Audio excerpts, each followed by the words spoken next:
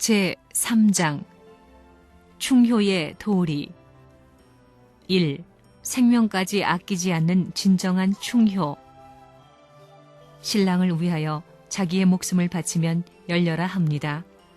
효자는 부모를 위하여 목숨을 바친 사람을 말하고 충신은 나라를 위하여 목숨을 바친 사람을 말합니다.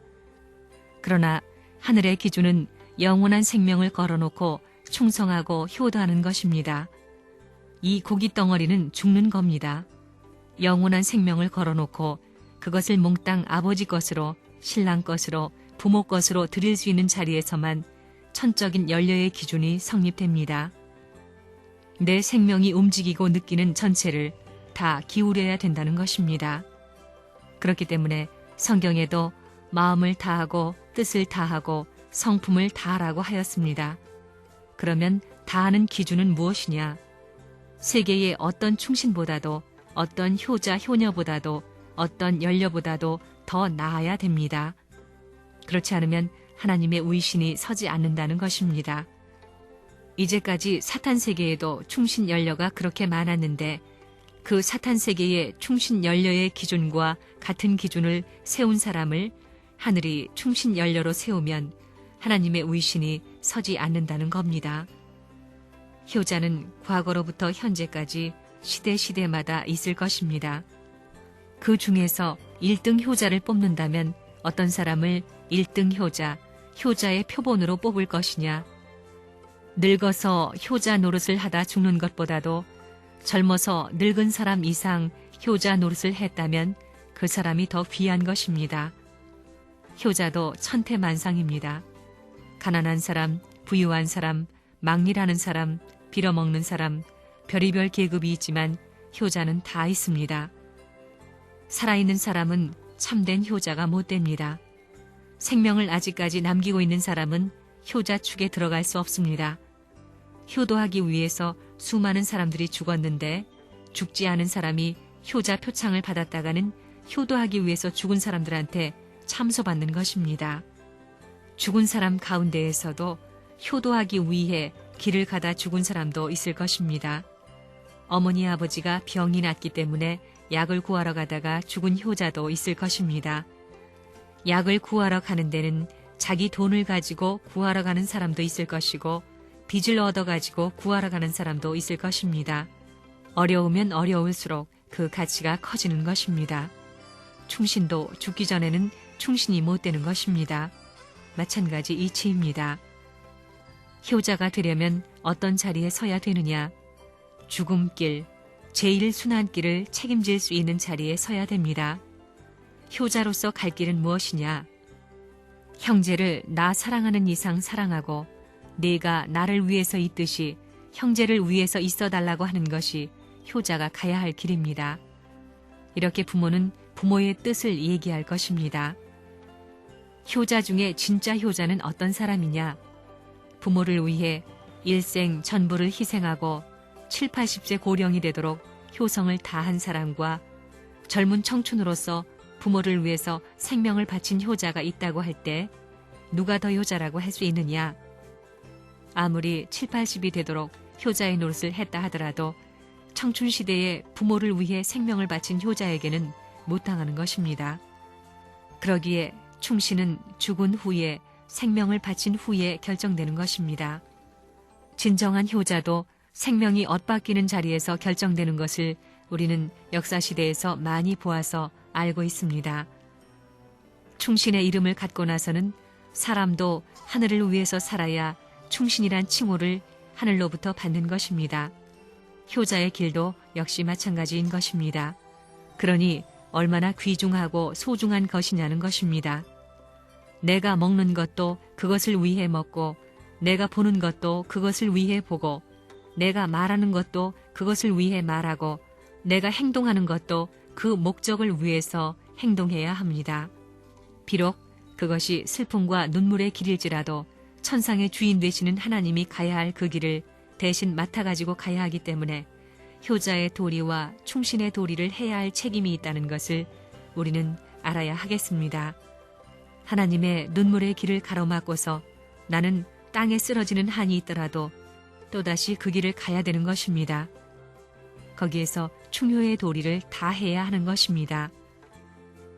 효자나 충신은 죽을 때까지 죽음과 같이 하지 않고는 진짜 충신은 없는 것입니다. 진짜 충신은 죽기 전에는 없습니다. 아무리 고생을 했더라도 오늘 한마디 후회하는 말을 하게 되면 충신이 될 수 없는 겁니다. 아무리 충신이 됐더라도 이 시간에 불충하게 되면 역적이 되는 것입니다.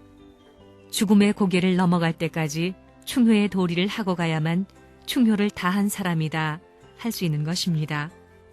그렇기 때문에 공적인 길에 있어서는 충과 효는 그 과정이 같은 것입니다.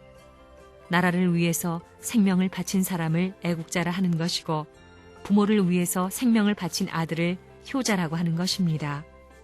부모가 죽기 전까지 불효했지만 최후에 부모가 죽을 자리에 처했을 때 지금까지 효도하던 자식은 불효하게 되고 불효한 자식이 돌아서게 되면 효도하던 그 자리를 이어받아 가지고 한순간 효도함으로 말미암아 부모 앞에 효자 소리를 듣게 되는 것입니다. 그렇게 된다면 그 하루의 행동의 기준과 더불어 효자의 칭호를 갖고 등장하게 됩니다. 생명을 다할 때까지 그 목적을 향해서 가는 사람 앞에 영광의 상속이 벌어지는 것입니다. 오랫동안 고생하는 것보다는 진정으로 충성된 마음을 가지고 중대한 문제와 세계적인 문제에 몸을 던져서 죽어버리고 말자, 폭발해버리고 말자, 이러한 각오를 갖는 것이 타락한 인간으로서는 멋진 것이라고 선생님은 생각하고 있습니다. 만일 하나님 앞에서 그러한 최후를 마친다면 그 사람은 이미 훌륭한 곳에 가도록 결정되어 있는 것입니다. 부모는 효자, 충신, 성인, 성자와 같은 전진적인 것을 가르쳐줘야 합니다. 자기 아들에게 효자, 충신, 성인, 성자의 도리를 다하고 그 후에 하나님까지 가야 된다는 것을 가르쳐줘야 된다는 것입니다. 그렇게 가르치는 사람이 있으면 하나님이 볼 때 야, 그 사람 부모 노릇한다. 그 사람 선생 노릇한다. 그 사람 주인 노릇한다. 고 생각하겠어요? 안 하겠어요? 내가 부모의 자격이 있고 선생의 자격이 있다 할 때는 주인의 자격이 있고 더 나아가서 왕이 될 수 있는 아버지가 될 수 있다는 것입니다. 서구 사람들에게는 효자라는 개념이 없습니다. 충신의 개념이 없습니다. 성인의 개념이 없습니다. 성자라는 개념이 없습니다. 그래서 망하는 겁니다. 하나님은 성자가 되기를 바랍니다. 그렇다면 성인은 누가 원하느냐? 세계가 원하는 겁니다. 나라는 뭘 원하느냐 하면 충신을 원합니다. 가정은 효자를 원하는 것입니다. 이게 바로 참된 진리의 길입니다. 참된 부모가 있다면 너는 효자가 됐으니 충신이 되지 말라, 충신의 길을 가지 말라고 하지 않습니다. 참된 부모는 그 효자에게 너는 가정을 희생해가지고 충신의 길을 찾아 나라를 섬겨야 되고 성인의 도리를 다해야 되고 성인의 도리를 희생시켜가지고 하늘이 바라는 길을 가야 되고 하늘 땅을 희생시켜가지고 하나님을 찾아가야 된다고 가르쳐줘야 됩니다. 그렇게 되려면 개인은 가정을 위해서 희생해야 됩니다. 가정을 위해서 희생해야 효자가 되는 것입니다. 또 나라의 애국자가 되려면 그 가정 전체를 희생시켜서라도 나라를 구해야 됩니다. 그래야 애국자가 되는 것입니다. 성인이라는 것은 자기 나라를 희생시켜서라도 세계를 구해야 되는 것입니다. 성자는 세계를 희생시켜서라도 하늘나라와 땅, 지상천국을 이루어야 된다는 것입니다. 이러한 개념이 있다는 것을 몰랐다는 것입니다. 투입하고 희생해야 되는 것입니다. 그러지 않고는 하나의 세계, 하나의 나라는 영원히 안 나오는 것입니다. 기독교인의 수는 문제가 아닙니다. 하나님의 몸이 되어 하나님의 명령에 언제 어디든지 가겠다고 결의하는 사람, 하나님께서 기쁜 마음으로 명령을 기다리라고 분부하고 싶은 그런 사람이 요구되는 것입니다. 오늘날 몇 억의 신자를 자랑하는 기독교인들 가운데서 과연 그런 사람을 찾을 수 있겠습니까? 옆구리에 칼을 들이대고 너를 하늘의 제단에 희생물로 바치고자 하니 생명을 바칠 테냐 할 때 그 고비를 넘지 못하면 아무것도 아닙니다. 생명을 걸어놓고 하나님을 위한 효성에 불타는 사람, 하늘을 걸고 뒤넘이칠 수 있는 그런 무리가 이 시대에 필요합니다.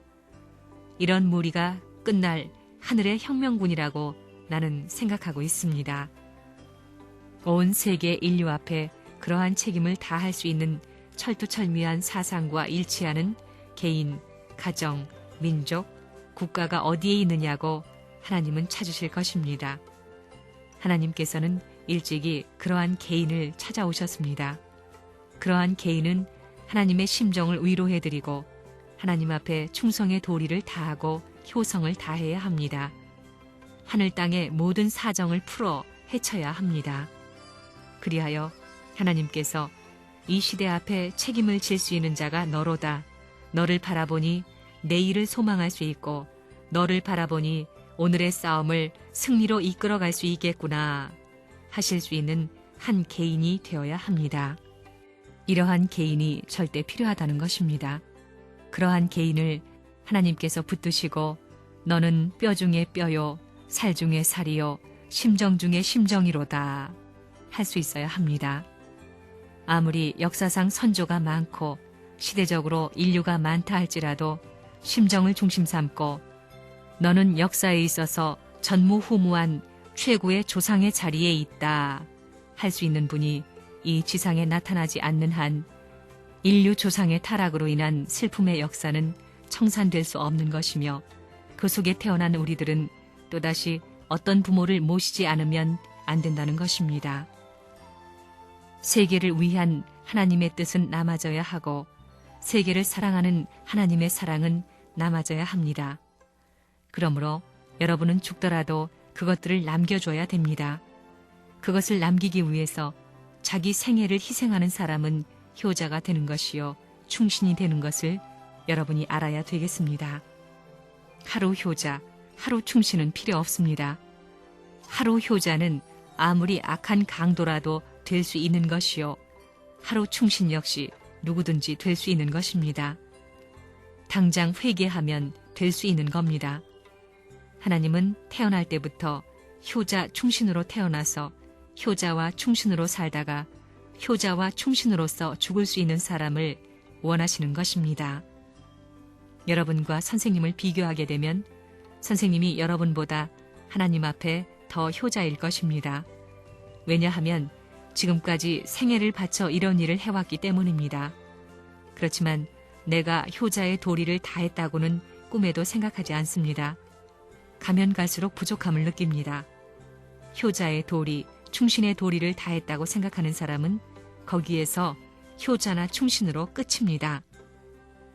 내가 효자인데 내가 충신인데 왜 몰라주느냐고 한가하는 사람은 그 고개에서 후퇴하는 사람입니다. 가면 갈수록 효의 도리가 남아있고 가면 갈수록 충의 도리가 남아있는 것을 발견하고 그 효를 다하는 것을 자기의 생활 철학으로 삼고 사는 사람이라야 하늘의 효자가 되고 충신이 될 수 있다는 것을 여러분이 알아야 되겠습니다. 이제 우리가 배워야 할 것은 행복 가운데 있는 하나님을 배우자는 게 아닙니다. 그것은 그래도 좋고 안 그래도 좋습니다. 먼저 알아야 할 것은 효자가 되고 충신 연려가 되는 겁니다. 효를 세울 사람은 어려운 가운데에서 생기는 것입니다. 충을 세울 수 있는 것은 그 나라가 완전히 편안한 자리에서 이루어지는 것이 아닙니다. 국태민안한 그런 자리에서 이루어지는 것이 아닙니다. 나라의 형편이 최후의 고비에 부딪혀서 내가 죽느냐 내가 죽느냐 전체가 죽느냐 사느냐 하는 최후의 역경에 있어서 자기의 생명을 걸고 있는 정성을 다하여 국운을 돌려 국난을 풀어주는 책임과 내용을 세운 자라야만 그 나라의 충신이라고 할 수 있는 것입니다. 어려울 때 충의 명사, 어려울 때 효의 명사, 어려울 때 열렬하는 명사가 역사 노정에 기록되는 겁니다. 여러분의 아내에게 눈이 가는 것보다도 남북으로 분단된 여러분의 나라를 생각해야 됩니다. 분단되어 있는 민주세계와 공산세계를 생각해야 됩니다. 남북을 하나 만들고는 자유세계와 공산세계로 분립된 이 세계를 하나 만들어야 됩니다. 그걸 하나로 만들고는 갈라진 영계와 지상을 하나로 만들어야 됩니다. 이걸 하나로 만들어가지고 하나님을 해방해야 할 것이 아들의 이름을 가진 효자가 가야 할 길이라는 것을 알아야 됩니다. 그러므로 참된 효자의 길을 가기 위해서는 역사 이래 아무리 핍박이 사무치고 어려운 고비길이 많다 하더라도 그걸 극복할 수 있는 여유만만한 사나이가 되어야 됩니다. 환난과 시련 가운데 시달려 후퇴의 여념을 가지고 슬픈 한의 길로 돌아설 것이 아니라 억천만세의 고충과 순환길을 극복하고 또 극복하면서 결의하고 다짐하여 내일의 희망에 벅찬 재출발의 길을 촉구해 나가면서 죽음길도 가려갈 줄 아는 길을 남기고 가야 됩니다. 그러한 역사적 요구와 하나님의 요구가 있다는 것을 알아야 된다는 것입니다.